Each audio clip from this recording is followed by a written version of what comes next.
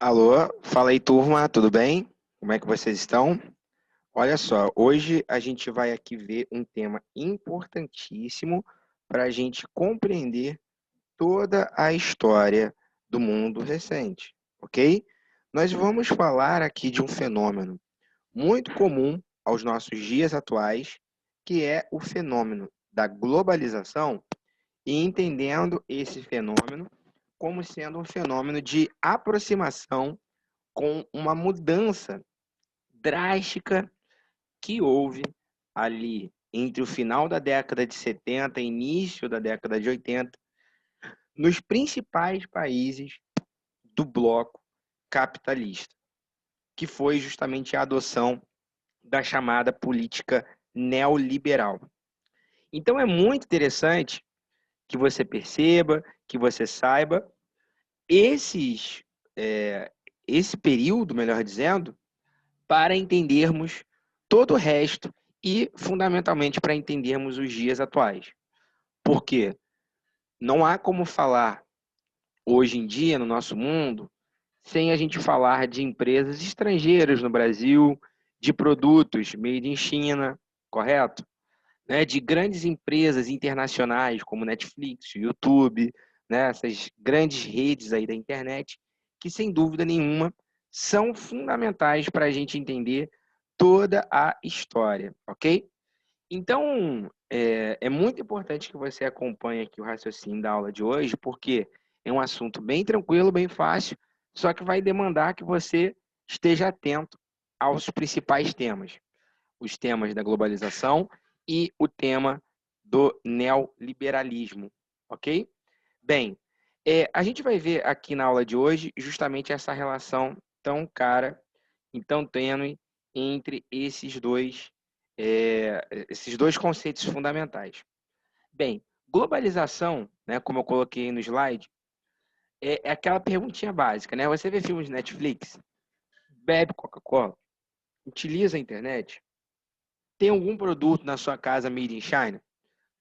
99,9% das pessoas do Brasil convivem com essa realidade, pelo menos uma delas, né? Quem nunca tomou uma Coca-Cola, quem não gosta de tomar uma Coca-Cola, né? Quem não, nunca utilizou a internet, quem não tem um produto made in China, né? É óbvio. Mas o porquê que existe isso, né? O porquê que existe essa realidade de intercâmbio econômico entre os mais diversos países do mundo, né? Isso é justamente o fenômeno da chamada globalização. Então, é muito importante que você entenda esses conceitos para entendermos muito bem o fundamento do que a gente vai ver, o que é a globalização. Então, o que é a globalização a princípio? É a facilitação de comunicação e de integração comercial entre os diversos países, né? Então, ou seja, você vê ali na foto um McDonald's na China, e o McDonald's está presente aqui no Brasil, está em todas as partes do mundo, né? Porque é uma empresa internacional. Sempre existiu isso, professor? Claro que não, né? Antigamente você tinha lanchonetes brasileiras que faziam lanches brasileiros, né? Vamos dizer assim. Antigamente você tinha um sistema de entretenimento como a televisão, que o brasileiro só via canais do Brasil. Hoje em dia, com a tecnologia que nós temos, com a internet, com as TVs a cabo, etc., nós temos acesso a outros canais de comunicação que não são exclusivamente nacionais, brasileiros. Então é por isso que é fundamental você entender que esse fenômeno que nós temos contato, né, com diversas partes do planeta, falando tudo uma mesma linguagem, utilizando a mesma ferramenta, utilizando o mesmo espaço, acessando o mesmo site, jogando os mesmos jogos, isso só pode ser possível a partir de um mundo muito contemporâneo a nós, um mundo globalizado, ok? Agora, entrando aqui na parte de história exclusivamente, temos que entender essa maior integração comercial entre os países, ou seja, a globalização, a partir de alguns fenômenos históricos. E nós temos várias variantes aí que nós podemos colocar como sendo responsável pelo desenvolvimento, pelo impulsionamento da globalização. Podemos falar da tecnologia que avançou, podemos falar né, da liberdade relativa de alguns países, que as pessoas podem viajar e conhecer outros lugares, etc, etc. Mas, para a gente entender aqui a aula de história de hoje, nós temos que entender que justamente a globalização ela teve um impulso muito forte a partir da política econômica chamada de neoliberal. E o que aconteceu? O que é esse neoliberalismo, né? É isso que a gente vai conversar aqui na nossa aula de hoje. Presta bem atenção. Durante a Guerra Fria, ou seja, pós-Segunda Guerra Mundial, como a gente já viu, pós-1945, com o final da Segunda Guerra Mundial, havia uma disputa ferrenha entre comunismo e capitalismo. Então, de um lado, os países comunistas se protegiam de qualquer ameaça capitalista. E, por outro lado, também era verdadeiro. Os países capitalistas se protegiam diante de qualquer ameaça de um país capitalista, de um país comunista, né? Então, uma das estratégias adotadas pelos países capitalistas para se proteger de alguma revolução foi justamente a criação do estado de bem-estar social. O que é o chamado estado de bem-estar social? Bem, em algum momento você já deve ter visto, né, em um noticiário, por exemplo, um país como a Dinamarca. Na Dinamarca tem uma escola pública em que estuda ali naquela escola tanto um filho de empresário quanto um filho de faxineiro, né? Lá na Dinamarca, as pessoas estão doentes, vão no hospital e ganham o remédio. Lá na Dinamarca, o transporte é 1 centavo, o metrô, e transporta todo mundo 24 horas. Ou seja, lá o serviço público funciona, né? Lá existe um acesso por parte do cidadão para poder ter acesso a transporte, a educação, a saúde, a lazer, com alguma qualidade fornecida, não por empresas, mas pelo próprio Estado, ou seja, empresas públicas que cuidam dessas áreas. Então, você vê a educação lá na Finlândia, né? Quem nunca ouviu falar, as escolas de lá, que estuda toda a população lá na Finlândia, estuda nessas escolas premiadíssimas. São escolas o quê? Públicas, né? Quem fornece isso é o próprio Estado, ok? Então, isso era uma maneira, de alguma forma, que esse estado de bem-estar social era uma estratégia utilizada pelos países capitalistas para dizer assim para o cidadão, olha, você não precisa ser comunista para ter um país melhor. Olha, você pode trabalhar, montar sua empresa, ter propriedade privada e nunca pensar em comunismo porque não será necessário, porque nós garantimos saúde, educação, transporte melhor até do que os países comunistas. Então, de alguma maneira, esse pensamento perdurou durante muito tempo na segunda metade do século XX, até o final da década de 70 e 80. Porque o que aconteceu?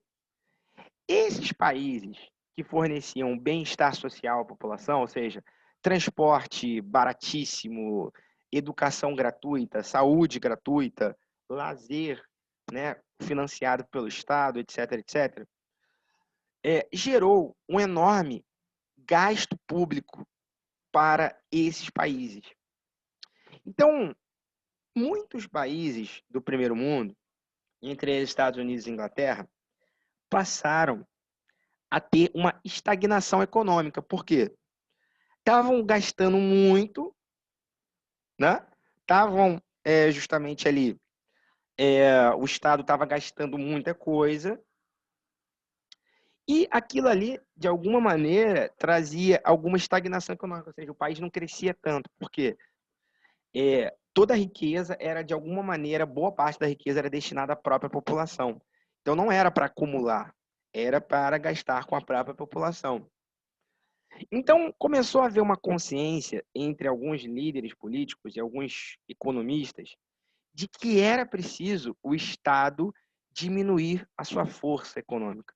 Era preciso o Estado não gastar tanto. Era preciso que a saúde ela pudesse ser uma mercadoria vendida por empresas de saúde. Que a educação ela não precisaria ser um serviço garantido pelo Estado, mas que as pessoas que tivessem dinheiro pudessem pagar a escola. Que o transporte público não fosse uma coisa cuidada pelo Estado para garantir uma tarifa pequena ou uma qualidade melhor, mas sim por uma empresa que ela deveria lucrar. E por que eles queriam fazer isso? Porque o objetivo deles era diminuir a participação do Estado. Então, a partir da final da década de 70 e principalmente início da década de 80, ressurge a ideologia liberal que estava em desuso. Ou seja, o que é o liberalismo? É a não intervenção do Estado na economia e se coloca esse prefixo neo, né, para dizer que é novo. O novo liberalismo não é mais aquele liberalismo antes da crise de 29, mas é um novo liberalismo que visa justamente solucionar os problemas daquele instante, ou seja, diminuir o tamanho do Estado para facilitar uma maior participação da iniciativa privada em coisas que antes o Estado gastava. E qual vai ser a consequência disso, segundo esses economistas? É que a economia desse país vai voltar a crescer, né? A acumulação vai voltar a crescer. Não vai haver tanto gasto, né? Isso aí vai permitir com que haja um maior crescimento e fortalecimento de empresas privadas. Agora, é interessante a gente pensar que essa política ela começa a ser adotada justamente ali a partir da década de 70 e 80, com o objetivo de dizer o seguinte, olha, naquele período havia a Guerra Fria ainda, existia a União Soviética com o comunismo, só que esses países do primeiro mundo, Estados Unidos e Inglaterra, olhavam para a União Soviética como um cachorro morto já, né? Ou seja, eles não ofereceriam mais nenhum perigo.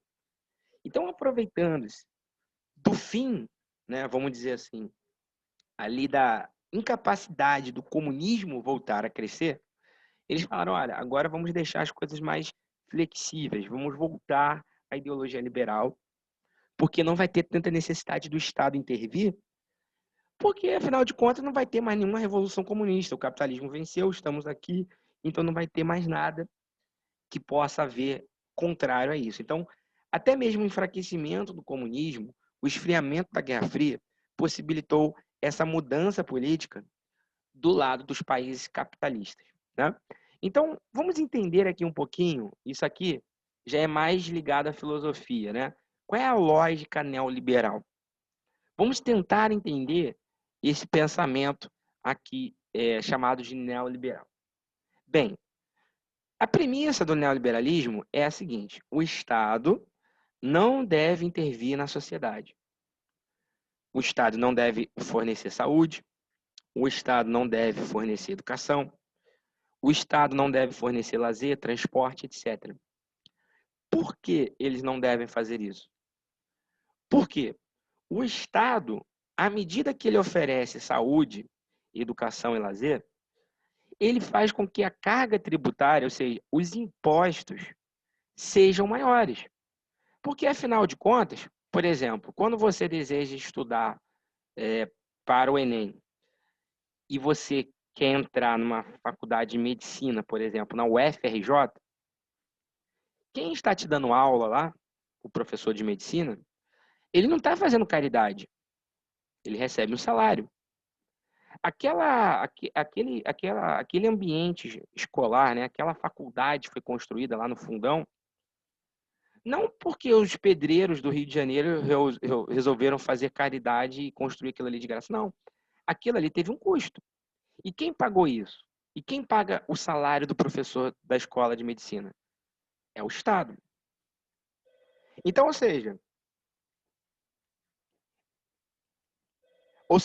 justamente a participação, né, que eu quero que vocês pensem é justamente essa. Porque à medida que o Estado cobra impostos, à medida que o Estado cobra mais impostos, você paga justamente ali, né, no seu produto, né, por exemplo, uma camisa, você vai pagar mais caro, porque existe uma carga tributária. Mas por que que existe uma carga tributária maior? Por que que existe um imposto sobre aquela camisa, sobre aquele tênis, sobre aquele jogo de computador? É porque o Estado quer roubar? Porque o Estado quer pegar o dinheiro? Porque o Estado. Não, não é isso. É porque o Estado precisa pagar o salário do professor de medicina. É porque o Estado precisa pagar o asfalto que asfalta a rua. É porque o Estado precisa pagar o médico que está no hospital público. É porque o Estado precisa pagar o lixeiro que limpa a sua rua. Então, justamente, é uma lógica que é muito complicada da gente pensar, né? É como se fosse um cobertor curto, né? Você puxa de um lado e descobre outro. Ou seja, à medida que você tem maior quantidade de impostos no país, isso significa que naquele país o Estado fornece serviços públicos, ok? Agora, a lógica neoliberal é a seguinte: olha, Estado, eu tenho dinheiro, eu não preciso acessar a um hospital público. O que eu quero que vocês façam é diminuam os impostos, demitam os médicos, fechem as escolas, porque quem tem dinheiro para comprar, compra. Quem deve assumir a gestão da educação são redes particulares de escola.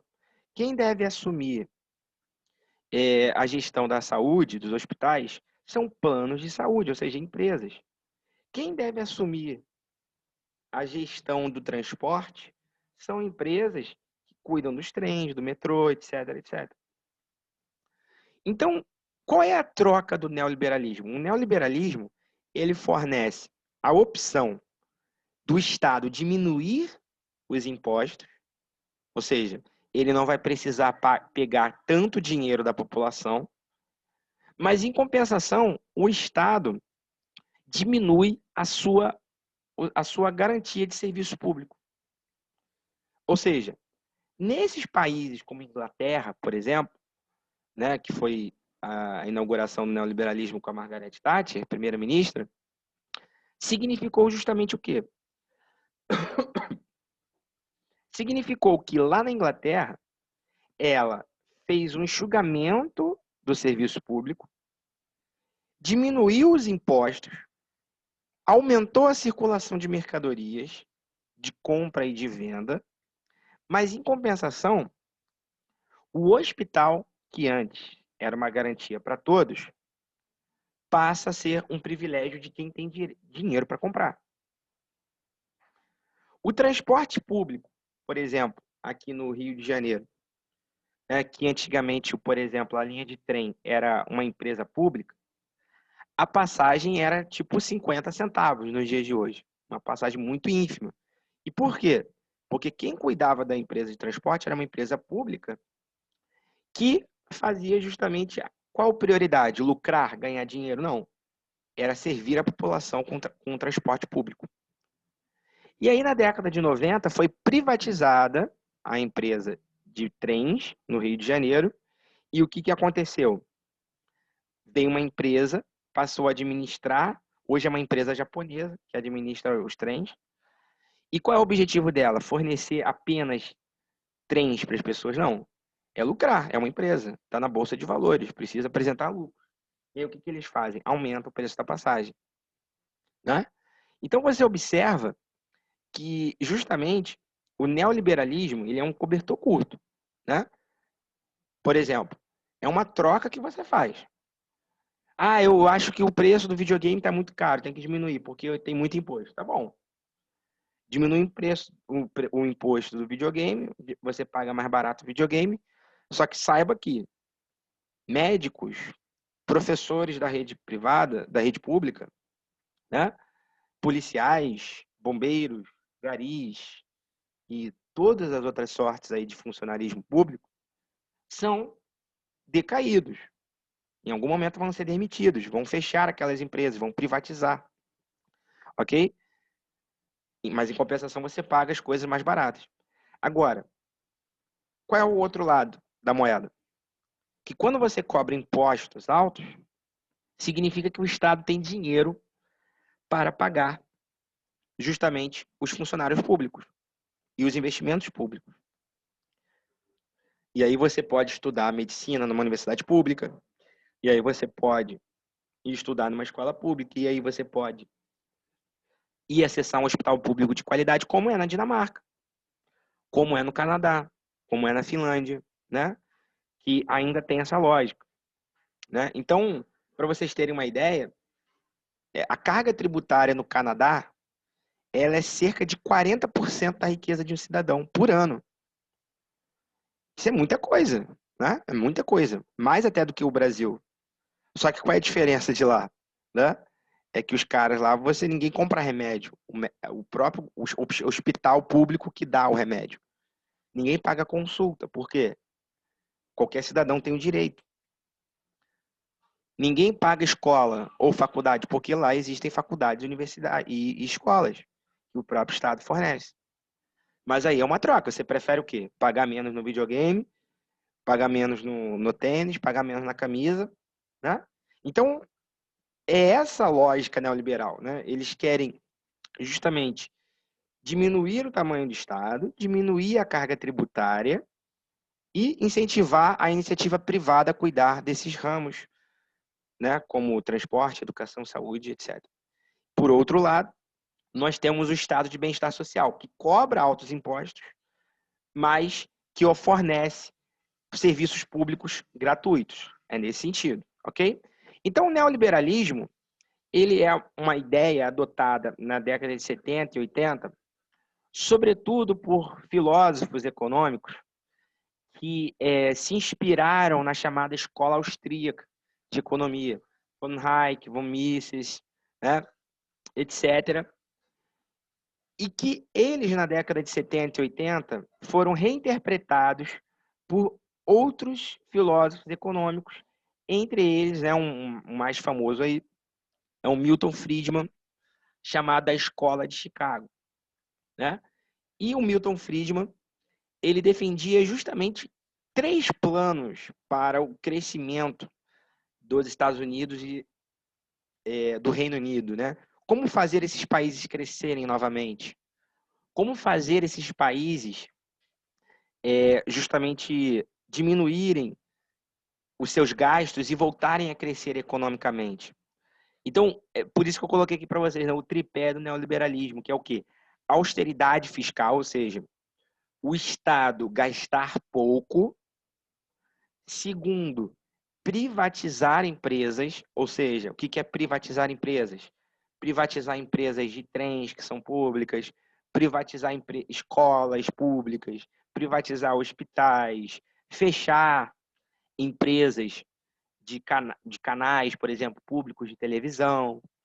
Tudo que for público para o neoliberal tem que ser privatizado, vendido para alguma empresa privada, para ela tocar o negócio. Ok? E o outro, né, o terceiro e último, é a liberalização do mercado. Ou seja, o mercado, para o neoliberal, ele não precisa que o Estado tenha leis para regular. É o próprio mercado que se regula. Né? Então, ou seja, antigamente existiam regras de países que, por exemplo, impediam que empresas estrangeiras viessem para o seu próprio país. Então, por que eles faziam isso? As chamadas medidas protecionistas.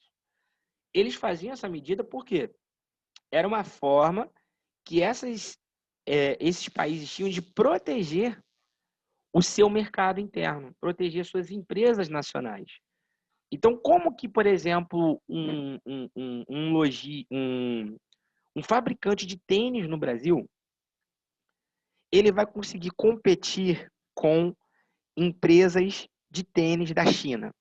Lá, a mão de obra é muito mais barata, eles produzem em infinita quantidade maior do que o Brasil, logo, os produtos serão mais baratos.